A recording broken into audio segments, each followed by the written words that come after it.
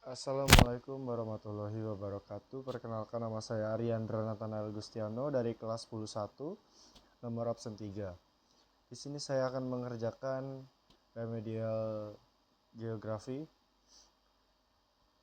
Oke, langsung saja. Sebelum kita masuk kepada materinya, pertama-tama kita harus mengetahui apa sih itu geografi. Oke, secara garis umum,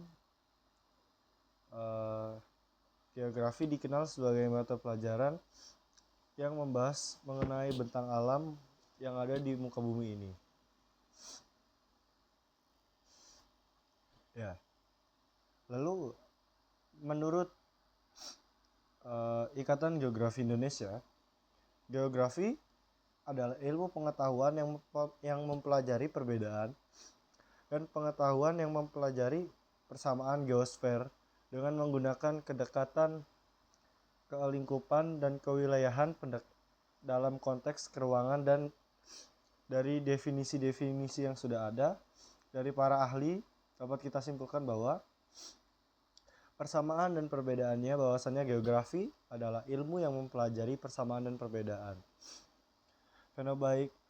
fenomena baik fenomena fisik maupun fenomena sosial, yaitu seperti interaksi manusia dengan lingkungan fisiknya yang terjadi di ruang muka bumi, serta menjadi hubungan keterkaitan karena adanya interaksi antar fenomena tersebut.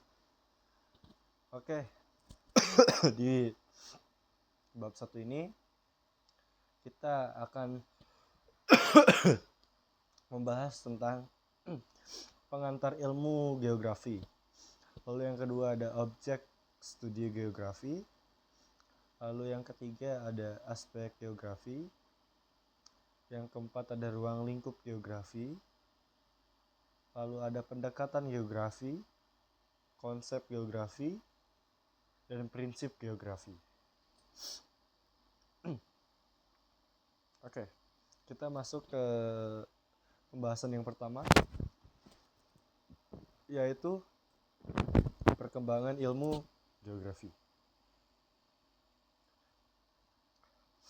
Geografi berasal dari bahasa Yunani yang diambil dari kata graphein dan geo, yaitu graphein artinya lukisan dan geo artinya bumi. Jadi bisa kita artikan bahwa kalau graphein geo itu adalah ilmu yang menggambarkan atau mendeskripsikan tentang bumi kita. Di sini ada definisi geografi menurut dari para ahli. Yang pertama ada dari Eratosthenes, yaitu geografi adalah penggambaran mengenai bumi. Tapi ada pula menurut Claudius Ptolemeus, dia bilang seperti geografi adalah penyajian sebagian atau seluruh permukaan bumi dan fenomena-fenomena dalam bentuk peta. Lalu ada lagi dari Immanuel Kant, yaitu geografi adalah disiplin ilmu yang memiliki objek studi, gejala-gejala yang tersebar dan berasosiasi dalam ruang. Lalu ada menurut para ahli Indonesia, menurut Bintaro, geografi adalah ilmu pengetahuan yang menerangkan sifat-sifat bumi dan hubungan kasual, gejala-gejala yang tersebar serta berasosiasi dalam ruang. Lalu ada dari Ima Desandi, geografi adalah ilmu pengetahuan yang berusaha menemukan serta memahami persamaan dan perbedaan yang ada di ruang muka bumi kita. Lalu menurut Ikatan Geografi Indonesia, seperti yang di pertama tadi, geografi adalah ilmu pengetahuan yang mempelajari perbedaan dan persamaan geosfer dan menggunakan pendekatan ke lingkungan dan kewilayahan dalam konteks keruangan. Nah, jadi kita bisa simpulkan bahwa semua itu adalah mengarah kepada fenomena dan bentuk-bentuk permukaan bumi. Bisa kita tarik besarkan bahwa definisi geografi itu adalah ilmu yang mempelajari persamaan dan perbedaan fenomena, baik fenomena fisik maupun fenomena sosial, yaitu seperti interaksi manusia dengan lingkungan fisiknya yang terjadi di ruang muka bumi, serta mencari hubungan keterkaitan karena adanya interaksi antara fenomena tersebut, seperti yang kita bahas di awal tadi saat pengenalan. Ya. Lalu jenis objek geografi itu ada apa aja sih? Nah, di sini yang pertama ada objek material, yaitu objek geografi berkaitan dengan substansi materi yang dikaji. Lalu yang kedua ada objek formal. Objek geografi berkaitan dengan pendekatan cara pandang, cara melihat yang digunakan untuk menganalisis substansi materi tersebut. Gitu. Oke, masuk ke poin-poin pertama. Objek material, kita bahas objek material. Dalam objek material ini kita terdapat 5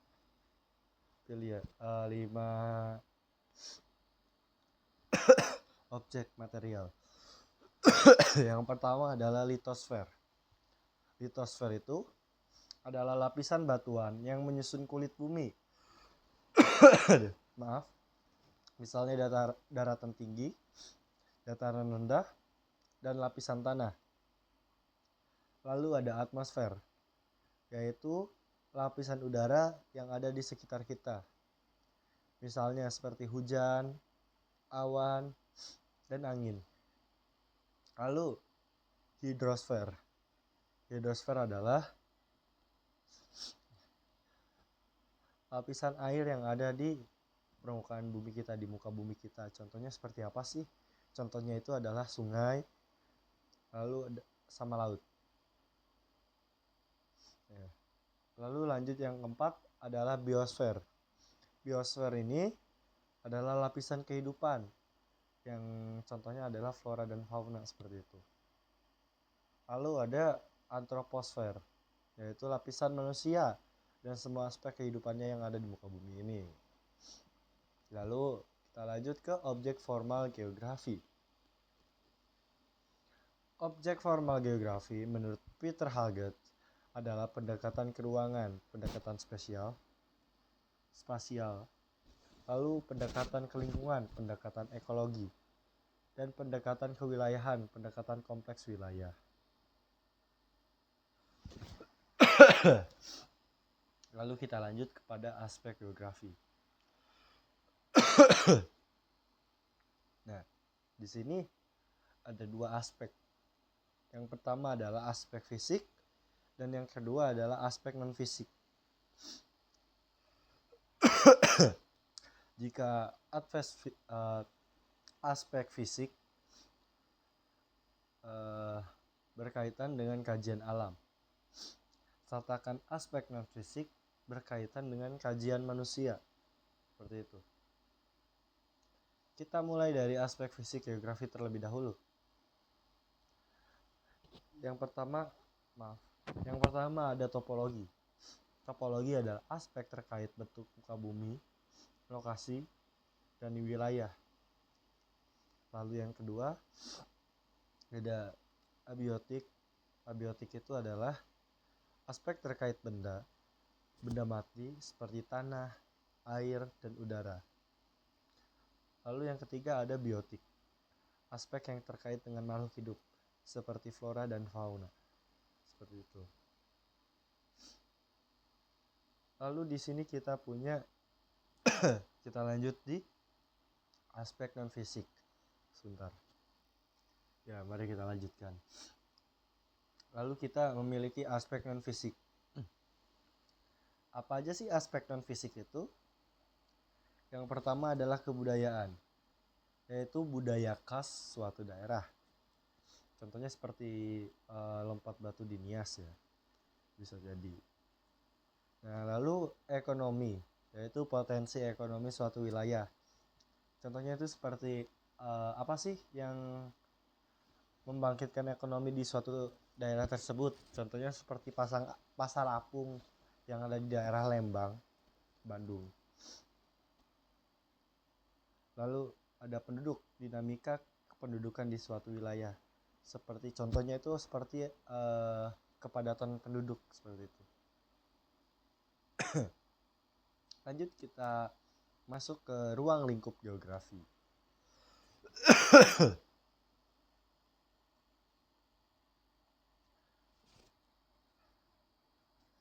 Ruang lingkup geografi menurut Claude Murphy yaitu adalah persebaran dan keterbatasan penduduk di muka bumi.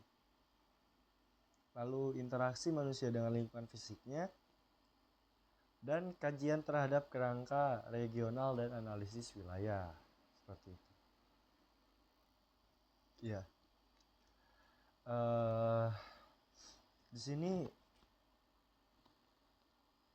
ruang lingkup geografi dibagi menjadi 4, yaitu yang pertama ada geografi fisik, geografi sosial, geografi regional, dan geografi teknik. Apa aja sih dari keempat tersebut? Nah, geografi fisik itu mengkaji fenomena-fenomena alam. Lalu jika geografi sosial mempelajari tentang manusia sebagai topik utama secara interaksi dengan lingkungan fisiknya. Lalu ada geografi regional mengkaji kondisi suatu daerah atau wilayah secara khusus. Lalu yang terakhir ada geografi teknik, yaitu memerlukan pengetahuan atau keahlian teknis untuk menyelesaikan suatu permasalahan. Nah, di sini ada cabang-cabang ilmu geografi. Ada 6. Di sini bisa kita lihat. Yang pertama ada geomorfologi, yaitu ilmu yang mempelajari bentuk permukaan bumi. Kayak bagaimana sih bumi itu bentukannya, seperti kayak di suatu wilayah ada bentukannya seperti pegunungan atau daerah rendah seperti itu. Lalu kimiatologi, yaitu ilmu yang mempelajari tentang iklim dan faktor pembentukannya. Seperti itu. Jadi lebih seperti kayak bagaimana awal mula gunung ini terbentuk, mungkin seperti itu. Lalu ada biogeografi, yaitu ilmu yang mempelajari persebaran hewan dan tumbuhan, yaitu seperti yang diajarkan oleh Bapak Bambang Nurdin. Lalu ada penginderaan jauh, ilmu untuk memperoleh informasi ke ruangan tanpa kontak langsung dengan objek. Lalu ada kartografi, mempelajari proses pemetaan. Nah, kartografi ini kita bakal bahas juga di bab 2 nanti. Lalu ada geografi kependudukan, mempelajari segala aspek ruangan yang berkaitan dengan manusia. Nah, ini juga bisa kita artikan sebagai, bukan diartikan ya, kita bisa kombinasikan dengan pelajaran sosiologi seperti itu. Lalu kita lanjut ke pembahasan yang kelima, yaitu pendekatan geografi. Pendekatan geografi menurut R. Bintaro dan Surastopo R. Binarto dan Surastopo Hadis Sumarno, yaitu adalah pendekatan geografi adalah pendekatan kompleks wilayah, pendekatan ke lingkungan, dan pendekatan ke ruangan. Apa sih itu pendekatan ke ruangan? Pendekatan ke ruangan adalah analisis atau cara pandang geografi yang menekankan ruang sebagai kajiannya, meliputi persamaan, perbedaan, dan persebaran penggunaan ruang. Lalu pendekatan lingkungan analisis atau cara pandang geografi dengan menerapkan konsep ekologi. Contohnya seperti kondisi sungai yang kotor dapat menyebabkan banjir di sekitar wilayah sepanjang aliran sungai. Begitu. Lalu ada pendekatan kompleks wilayah. Pendekatan geografi yang dilakukan secara menyeluruh dengan menggabungkan antara pendekatan ke ruangan dan pendekatan ke lingkungan.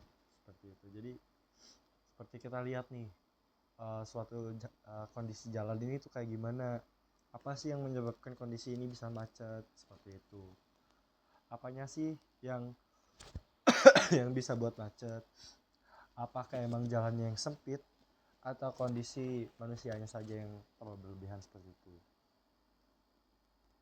Lalu kita lanjut ke konsep geografi.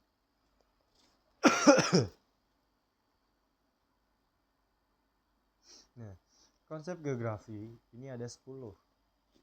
Yang pertama ada lokasi, yang kedua ada jarak, yang ketiga ada keterjangkauan, yang keempat ada morfologi, yang kelima ada interrelasi dan interdependensi. Lalu yang keenam ada keterkaitan ruang, ada pola, ada aglomerasi, ada nilai guna, ada diferensiasi area, yaitu seperti pembedaan daerah gitu. Nah, konsep yang pertama adalah konsep lokasi. Konsep lokasi adalah konsep utama yang digunakan untuk mengetahui letak atau posisi fenomena geosfer di permukaan bumi. Contohnya seperti lokasi absolut dan lokasi relatif. Nah, apa sih itu lokasi absolut? Nah, seperti ini. Lokasi absolut adalah letak atau lokasi yang dilihat dari garis lintang dan garis bujur. Sifatnya tetap dan tidak dapat berpindah karena berdoman pada satu garis lintang dan garis bujur bumi. Contohnya, seperti Pulau Bali, itu terletak di sekitar 8 derajat lintang selatan dan 115 derajat bintang timur. Nah, kita lanjut. Lalu apa sih lokasi relatif itu? Nah, lokasi relatif itu adalah letak atau lokasi yang dilihat dari daerah lain di sekitarnya. Lokasi relatif yang berganti-ganti sesuai dengan objek yang ada di sekitarnya. Contoh, seperti Pulau Bali yang berada di sebelah timur Pulau Jawa dan sebelah selatan Pulau Kalimantan. Nah, lalu kita akan membahas konsep jarak. Nah, konsep jarak itu membahas apa sih? Nah, di sini jarak itu membahas jauh dekatnya suatu objek yang ada. Di sini sama, ada jarak absolut dan jarak relatif. Nah, jarak absolut atau jarak mutlak dicirikan dengan adanya satuan ukur seperti meter dan kilometer. Contohnya seperti berapa sih jarak dari rumah saya ke SMA Barunawati Surabaya? Seperti jarak dari rumah saya di sekitaran Tunjungan Plaza nih, berapa kilometer sih untuk sampai ke SMA Barunawati? Oh, ternyata setelah diukur bisa sampai 5 kilometer. Seperti itu.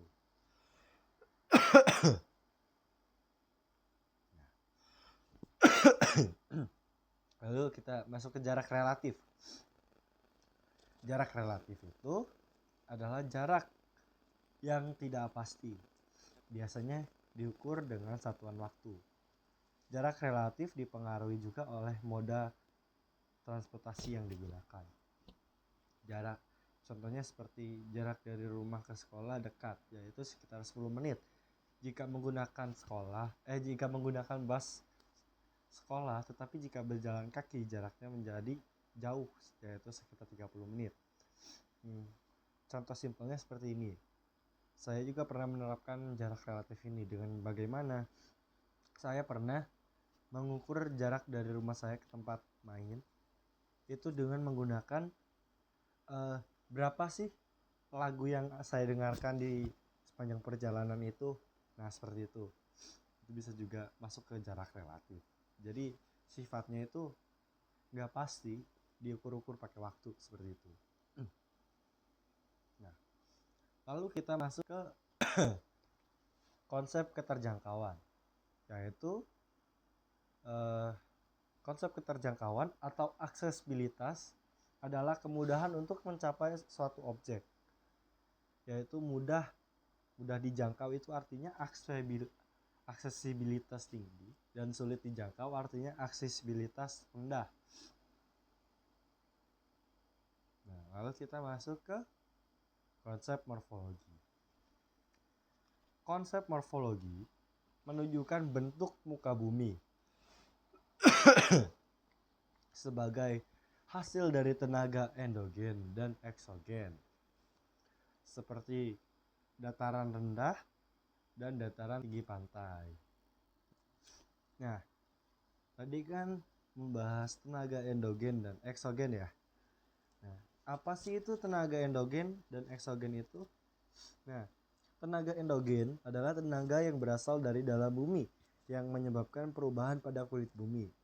Tenaga endogen ini sifatnya membentuk permukaan bumi menjadi tidak rata. Mungkin saja di suatu daerah dulunya permukaan itu rata, tetapi akibat tenaga endogen ini berubah menjadi gunung, bukit, atau pegunungan. Nah, lalu apa sih itu tenaga eksogen? Nah, tenaga eksogen adalah tenaga yang berasal dari luar bumi dan berperan dalam pembentukan permukaan bumi. Tenaga eksogen dapat mengubah bentuk permukaan bumi menjadi berlubang, berbukit, dan bentuk lainnya. Contohnya air, seperti aliran air, siraman hujan, dan hempasan angin. Lalu ada organisme seperti jasad renik, tumbuh-tumbuhan, hewan, dan manusia. Lalu ada sinar matahari.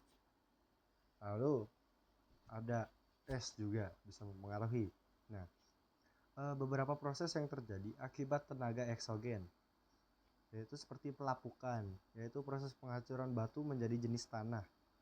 Pelapukan dapat dibagikan menjadi pelapukan fisik, pelapukan kimia, dan pelapukan biologis. Lalu erosi, yang prosesnya pengikisan yang disebabkan oleh media yang bergerak seperti air, sungai, angin, gelombang laut, dan glester. Lalu ada sedimentasi, yaitu proses pengendapan material dari proses erosi sebelumnya. Nah, apa sih yang buat beda dari eksogen ini dari endogen? Nah, tenaga yang berasal dari alam bumi. Kedua perbedaannya yaitu tadi tenaga yang berasal dari dalam bumi. Kedua tenaga ini saling berinteraksi dan menghasilkan variasi bentuk di muka bumi ini, seperti daratan dan lautan, seperti itu. Oke, kita bakal lanjut lagi ke materinya, yaitu konsep interaksi dan interdependensi. Yaitu adalah interaksi hubungan timbal balik antara dua wilayah atau lebih yang dapat menghasilkan fenomena, tampilan, dan masalah baru. Interdependensi adalah saling kebergantungan antara dua wilayah atau lebih. Contohnya seperti ini. Tuhan, maaf. Contohnya seperti bahan baku kayu dari desa ke kota. Lalu kita dari kota ke desa memberikan kursi dan meja kayu, seperti itu. Ya. Lalu Ada konsep keterkaitan ruang.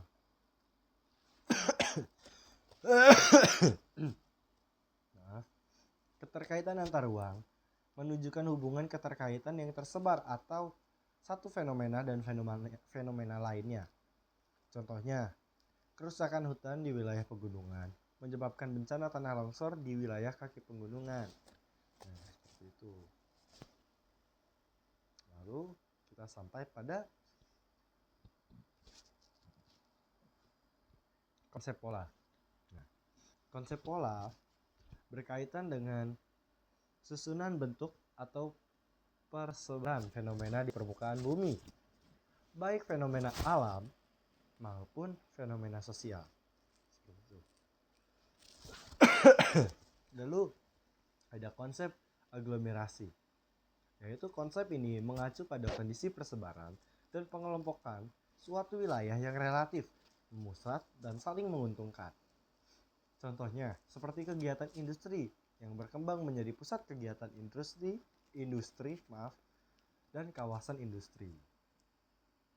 Lalu, lanjut lagi, ada konsep nilai guna.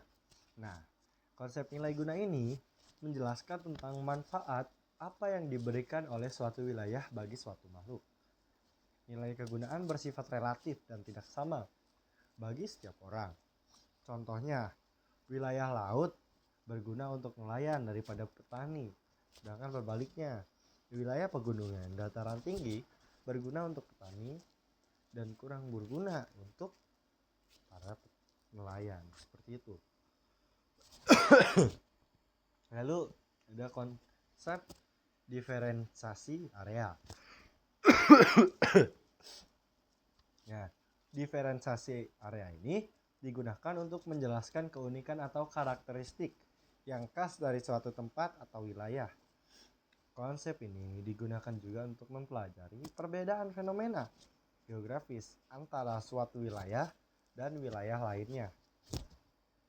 Contohnya, seperti tanaman tomat dapat hidup di wilayah dataran rendah, sedangkan tanaman teh dapat hidup di wilayah dataran tinggi.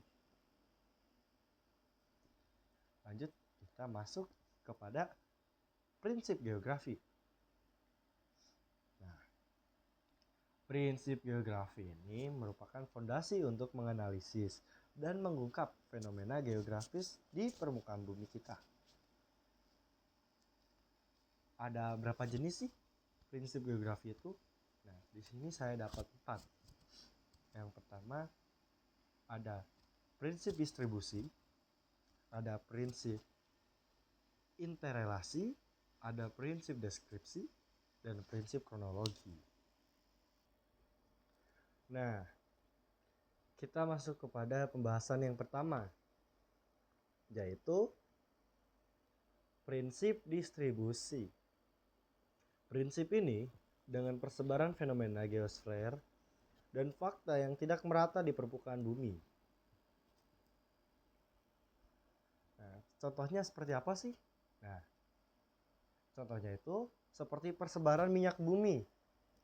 Kandungan minyak bumi di Indonesia lebih banyak di wilayah Indonesia bagian barat daripada di wilayah Indonesia bagian timur. Nah, kita lanjut masuk pada prinsip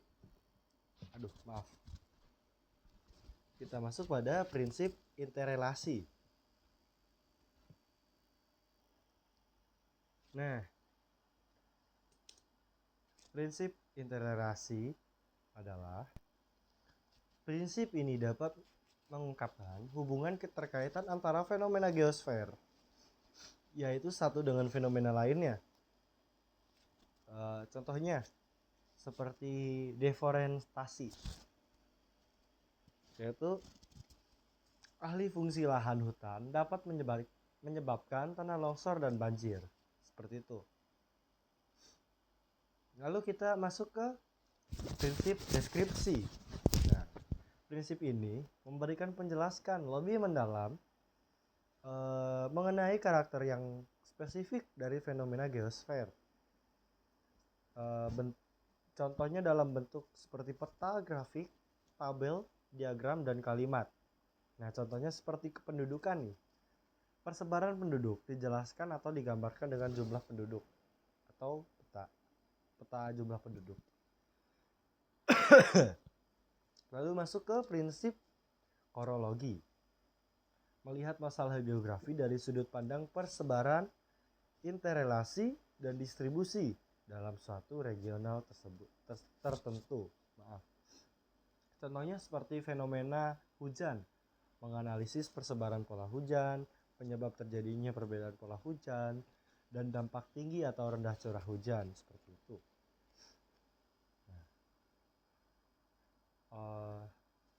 Ini saja yang bisa disampaikan dari bab pertama, yaitu membahas tentang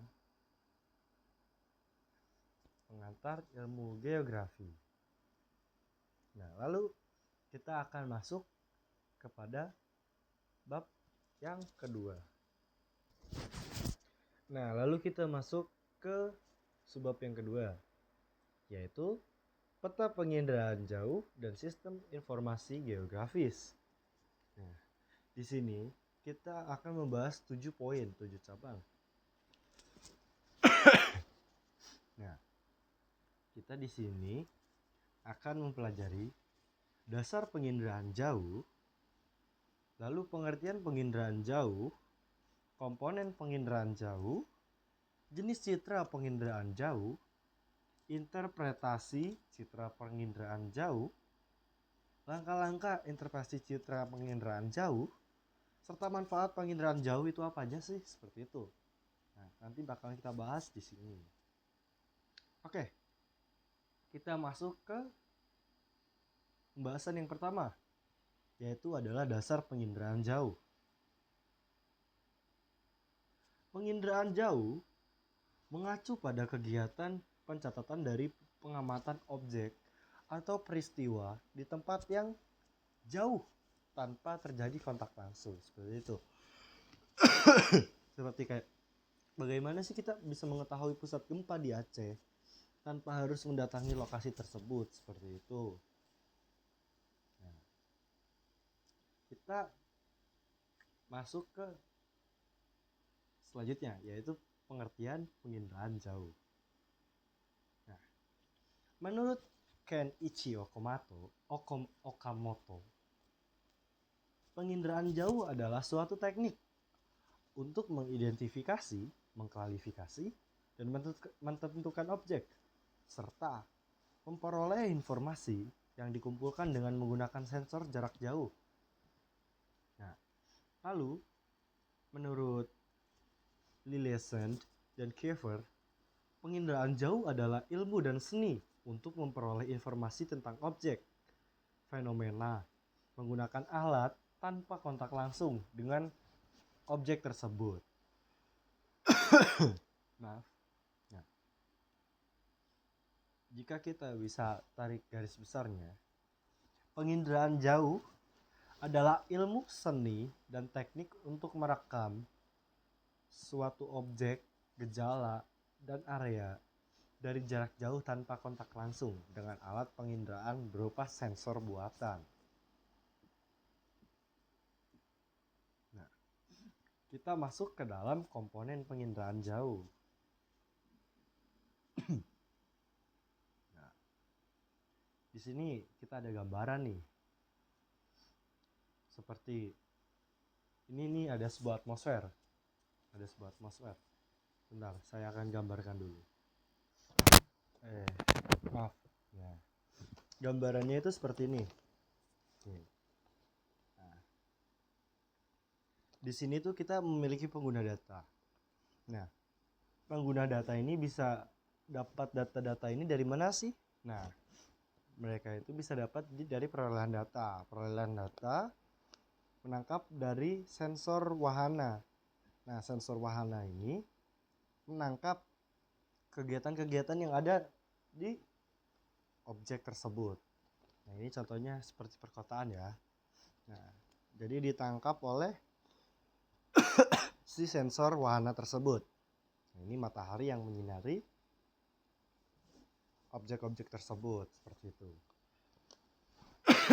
Nah, kita bahas nih satu persatu. Nah, kita masuk ke matahari, yaitu sistem pasif. Menggunakan tenaga elektromagnetik yang berasal dari sinar matahari. Nah, sinar matahari sampai di permukaan bumi. Kemudian, objek yang memantulkan cahaya ke alat perekam seperti itu. Jadi, setiap komponen yang ada di sini tuh ada kegunaannya masing-masing seperti itu. Lalu tenaga buatan. Yang kedua nih, tenaga buatan yang ini, yaitu menggunakan tenaga buatan berupa gelombang mikro yang dipancarkan oleh alat perekam. Nah, tenaga buatan ini dia termasuk sistem aktif ya. Nah, ini tuh adalah alat perekam yang memancarkan gelombang ke permukaan bumi. Kemudian gelombang tersebut dipantulkan oleh objek di permukaan bumi seperti itu. Iya, saya juga lupa gambarkan sebentar. Mana pulpen saya tadi? Oh iya, ini. Sebentar. Nah, sebelum langsung masuk objek, di luarnya itu ada garis-garis seperti ini.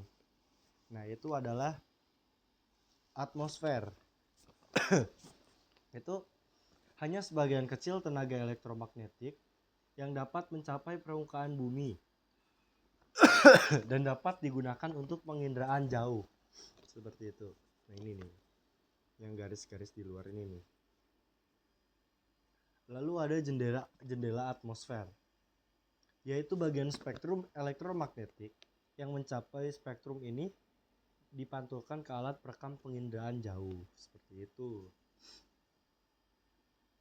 Nah, kita lalu masuk ke objek. Nah, objek itu adalah perkotaan ini contohnya.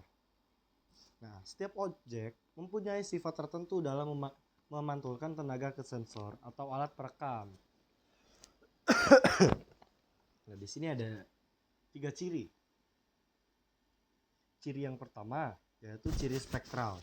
Berdasarkan perbedaan panjang gelombang, contohnya rona dan warna. Lalu ada ciri spasial. Berdasarkan perbedaan pola ruang. Nah, contohnya itu bentuk dan ukuran. Lalu ada ciri temporal. Nah, ciri temporal ini berdasarkan perbedaan waktu perekaman. Contohnya, perekaman saat musim hujan dan perekaman saat musim kemarau jika di Indonesia.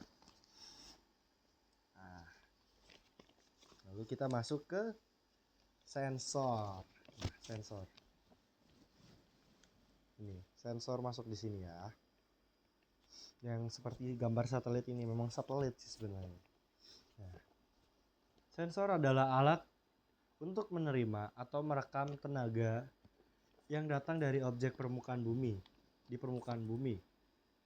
Nah, kemampuan sensor untuk menyajikan gambaran objek terkecil disebut resolusi spasial. Nah, di sini ada 2 sensor. Nah, sensor pertama adalah sensor fotografik, menggunakan film sebagai detektor menghasilkan foto udara.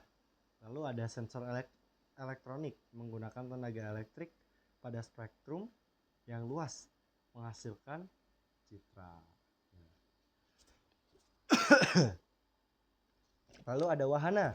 Nah, ini sama, sensor dan wahana ini sama. Nah, wahana adalah kendaraan yang mengangkut atau membawa alat pemantau dalam penginderaan jauh. Nah, contohnya ada 3. Nah, ada pesawat terbang rendah sampai menengah di ketinggian antara 1000 sampai 9000 meter DPL, MDPL. DPL itu apa? Di bawah permukaan laut.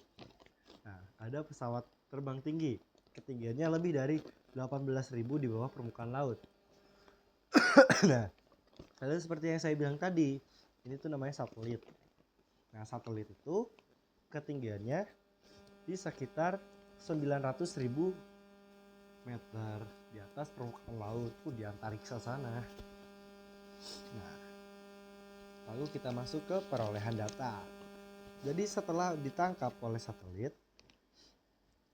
sudah ditangkap oleh sensor dan wahananya, lalu dikirim nih ke perolehan data. Nah, di sini barulah terjadi analisis manual, dapat dilakukan dengan menggunakan alat bantu yang disebut stereoskop. Analisis digital dilakukan dengan menggunakan komputer. Nah, data-datanya juga diperoleh dari sini. Begitu. Nah, kita masuk ke pengguna data nih di sini nih. Nah, pengguna data yaitu orang atau lembaga yang memanfaatkan hasil penginderaan jauh untuk berbagai bidang kehidupan seperti tata guna lahan, pertambangan, dan mitigasi bencana. Seperti itu. Contohnya seperti kita ini. Kalau misalnya yang terlihat itu seperti BMKG. BMKG biasanya menggunakan itu.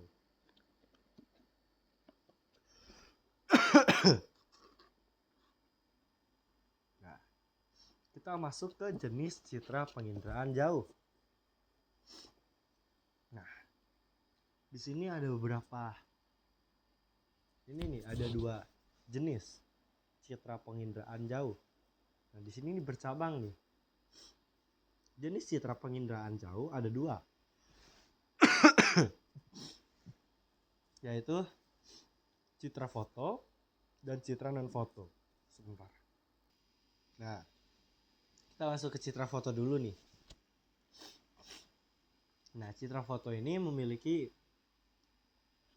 4 cabang, yaitu foto pankromatik, foto ortomatik, lalu ada foto ultraviolet dan foto inframerah. Sedangkan untuk citra non foto meliputi sumber sensor, gelombang elektromagnetik, dan wahana. Nah, di sini juga masih ada cabangnya lagi nih. Sumber sensor memiliki citra tunggal dan citra multispektral. Lalu gelombang elektromagnetik juga memiliki citra inframerah thermal dan citra radar dan citra gelombang mikro. Lalu ada wahana. Wahana itu memiliki citra dirgantara dan citra satelit. Nah, kita akan bahas satu persatu nih dari citra foto. Yang pertama ada foto pankromatik, yaitu merekam seluruh spektrum cahaya tampak sehingga objek terekam sesuai dengan kepekatan mata manusia. Seperti itu. Ya, jadi contohnya seperti kalau kita pernah buka apa ya dulu namanya ya, Google Word atau Google apa gitu. Pokoknya dia itu dari satelit, jadi dari atas gitu kelihatannya. Jadi kayak kita hitungannya kayak pakai Gmaps gitulah, Google Maps. Nah, seperti itu. Lalu ada foto ortokromatik, yaitu merekam spektrum yang didominasi oleh warna biru dan sebagian hijau. Nah, jadi warna-warna ini tuh memiliki makna tertentu. Seperti jika hijau adalah daratan dan biru itu adalah perairan, seperti itu. Nah, foto ultraviolet merekam spektrum ultraviolet, umumnya digunakan untuk mendeteksi tumpahan minyak di laut, seperti itu. Nah, jika foto inframerah merekam spektrum inframerah jarak dekat, umumnya digunakan untuk melihat kesehatan vegetasi. Dan contohnya seperti inframerah ini pernah digunakan saat COVID kemarin, seperti itu. Ya, kita lanjut ke citra non foto. Nah, kita kan tadi bahas di citra non foto itu banyak cabangnya ya. Nah, kita masuk ke citra tunggal dulu. dibuat menggunakan sensor tunggal, digunakan dengan mengkombinasikan beberapa citra yang memiliki spektrum gelombang untuk mengidentifikasi suatu objek. Nah, jika citra multispektral dibuat menggunakan saluran jamak atau saluran sempit. Citra ini terdiri dari RBV, yaitu Roentgen Beam Vidication, dan citra MSS, yaitu Multispectral Scanner. Kita masuk citra non-foto berdasarkan gelombang elektromagnetik.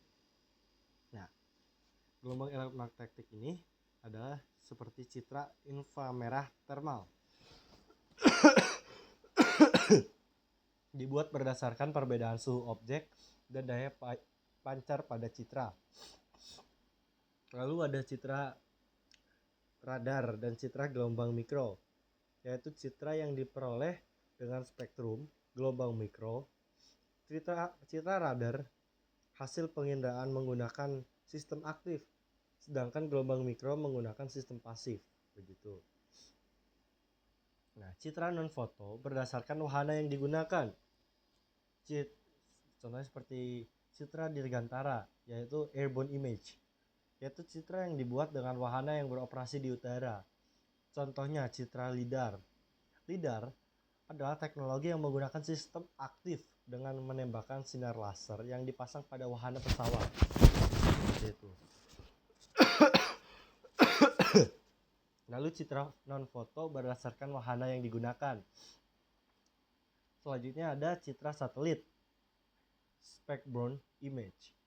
Citra yang dibuat dengan wahana yang beroperasi di luar angkasa. Contohnya nih, seperti citra satelit NOAA dan meteor untuk penginderaan cuaca. Lalu ada citra satelit Landsat, Soyuz, dan Spot untuk penginderaan sumber daya bumi. Lalu ada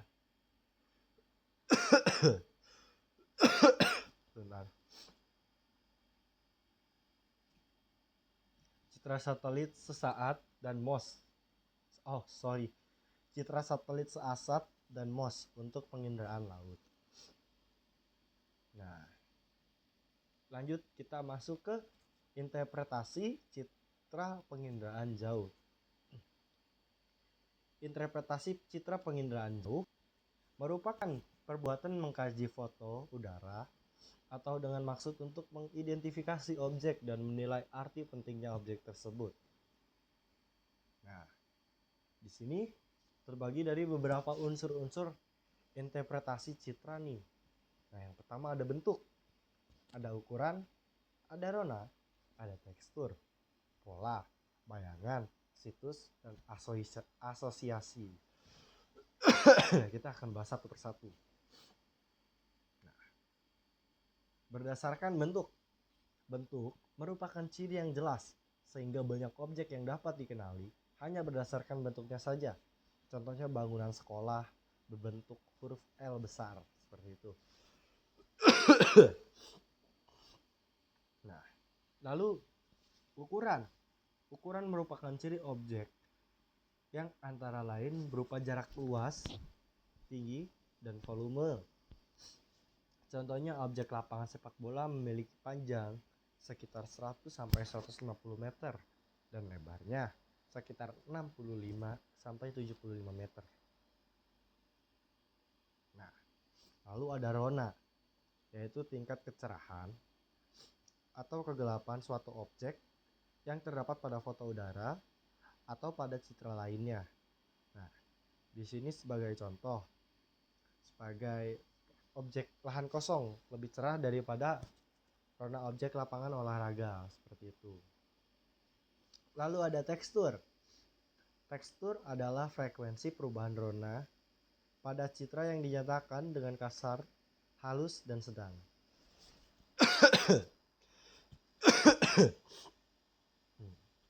Contohnya seperti tekstur objek lahan sawah dan perkebunan lebih halus daripada objek vegetasi hutan.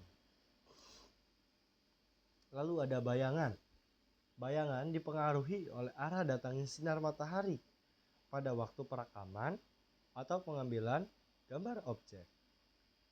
Nah, lalu ada pola. Pola atau susunan keruangan merupakan ciri yang menandai bagi banyak objek bentukan manusia dan bagi beberapa objek alamiah. Lalu ada situs. Nah, situs ini adalah letak suatu objek terhadap objek di sekitarnya. Contohnya, objek pelabuhan terletak di dekat objek laut, seperti itu. Asosiasi. Kita lanjut ke asosiasi. Asosiasi adalah kaitan suatu objek dengan objek yang lain di sekitarnya. Contoh, objek kantor dikenal dengan mengamati terdapat objek lapangan parkir di sekitarnya. Nah, jadi kita masuk ke konvergensi bukti. Konvergensi bukti. Seperti bentuk, pola, ukuran, situs. Seperti itu. Nah, bentuknya itu adalah seperti tajuk berbentuk bintang. Seperti nah di sini kita langsung cirikan saja ya. Seperti kelapa sawit, nipah, enau, sagu. Nah, itu termasuk dalam bentuk tajuk berbentuk bintang. Nah, jika pola tidak teratur, masuk dapat di nipah, enau, dan sagu. Jika ukuran tinggi sampai 10 meter, itu masuk enau dan sagu. Jika situs payau, itu hanya sagu, seperti itu. Nah, di sini kita masuk ke langkah interpretasi citra dan penginderaan jauh. Nah, yang pertama ada deteksi, yaitu kegiatan menentukan keberadaan suatu objek. Lalu ada identifikasi, mengenali objek yang diamati melalui penggambaran gambar citra. Lalu ada analisis, yaitu uraian deskripsi interpretasi citra. Lalu ada dedukasi. Nah, dedukasi ini menarik kesimpulan untuk terkait interpretasi objek yang diamati. Seperti itu. Nah, lalu apa sih manfaatnya penginderaan jauh itu? Nah, manfaat dari citra penginderaan jauh ini banyak.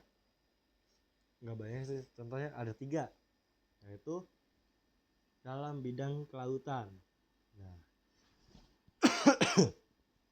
bidang kelautan ini pengamatan sifat fisis air, pasang surut air laut, dan arus laut. Jenis citra yang biasa digunakan seperti MOSS dan SISAT. Nah, MOSS ini, MOS ini apa sih gitu. Nah, MOS ini adalah Marine Observation Satellite. Adalah satelit pengamat bumi yang pertama kali dibuat Jepang dengan menggunakan teknologi sendiri. Nah, berarti MOS ini dari Jepang ya. Satelit ini juga dikenal dengan nama MOMO. Nah, saya jelaskan beberapa informasi mengenai satelit MOS ini ya. Diluncurkan pada 19 Februari 1987 dengan roket N-2 Romawi dari Tanegashima Space Center. Dioperasikan oleh National Space Development Agency of Japan, NASDA. Berada di orbit kutub pada ketinggian sekitar 900 km. Nah, dinonaktifkan pada 29 November 1995. Satelit pengamat bumi digunakan untuk mengamati permukaan bumi, permukaan laut, arus laut, awan, dan lain-lain dari ruang angkasa. Nah, lalu ada bidang klimatologi. Nah, pengamatan kondisi iklim dengan komponen pembentukannya. Jenis citra yang biasa digunakan seperti NOAA, Meteor, dan GMS. Nah, GMS di sini bukan gereja Mawar Saron. Nah, apa sih itu NOAA? Nah, satelit NOAA adalah satelit yang dimiliki oleh Amerika Serikat untuk memantau cuaca dan lingkungan di bumi. Satelit ini memiliki orbit polar Sansikoronus dengan ketinggian orbit 833 km dan periode orbitalnya adalah 101,4 menit. Satelit NOAA dapat mengamati daerah yang sama 2 kali sehari, yaitu siang dan malam. Nah, satelit NOAA dilengkapi dengan beberapa sensor utama, diantaranya adalah AVHRR, yaitu Advanced Very High Resolution Radiometer, untuk pengamatan lingkungan dan cuaca. Lalu ada TOVS, yaitu Cirrus Operational Vertical Sonde. Nah, lalu ada HRRS, yaitu High Resolution Infrared Sounder. Lalu ada DCS, yaitu Data Selection System. Ada SEM, yaitu Search and Research Satellite System. Nah, satelit ini dapat memberikan informasi mengenai keadaan fisik lautan dan atmosfer seperti suhu permukaan laut. Nah, seperti itu. Lalu kita lanjut ke bidang SDA dan lingkungan. Pembahasan yang terakhir nih. Pengamatan ini bisa mengamati barang tambang dan lingkungan, termasuk peristiwa bencana alam. Jenis citra yang digunakan seperti Landsat dan spot. Nah, apa sih itu spot gitu? Nah, satelit spot ini adalah singkatan dari Satellite pour observation de la Terre. Nah, nggak tahu ini bahasa mana nih. Adalah sistem satelit pencerahan bumi komersial yang beroperasi dari luar angkasa. Satelit ini dirancang untuk mengamati bumi, mendeteksi fenomena klimatologi dan oceanografi, yaitu memantau aktivitas manusia dan menjelajahi sumber daya bumi. Nah, artinya dari seperti ini apa sih? Satelit untuk pengamatan bumi. Nah, pengelolanya itu adalah Spot Image yang berpusat di Toulouse, Prancis. Nah, perannya itu mengamati bumi, mendeteksi fenomena klimatologi dan oceanografi, memantau aktivitas manusia, dan menjelajahi sumber daya bumi. Nah, spot ini ternyata nggak cuma satu. Spot ini ada sampai 7. Nah, spot pertama itu diluncurkan pada 22 Februari 1986. Wow. Nah, satelit spot ini punya 7. Ada spot 1, spot 2, spot 3, spot 4, spot 5, spot 6, dan spot 7. Banyak sekali. Nah, cakupannya itu ada di antara 87 derajat lintang utara dan 87 derajat lintang selatan. Nah, spot ini memiliki resolusi tanah yang tinggi, sehingga dapat digunakan untuk berbagai aplikasi sebagai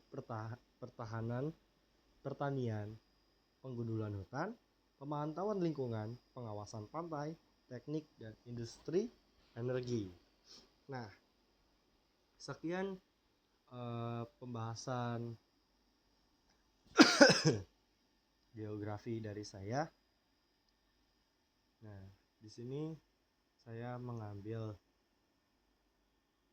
materi ini semuanya dari apa ini namanya, slide-slide yang diberikan oleh Bapak Ruli. Mungkin sekian penjelasan video dari saya. Mohon maaf jika ada salah kata atau tindakan yang tidak mengenakan, dan mohon dimaafkan karena saya juga sedang sakit. Sekian video presentasi saya Ariandra Tanaya Agustiano dari kelas 10.1 nomor absen 3. Sekian dan pamit untuk undur diri. Terima kasih.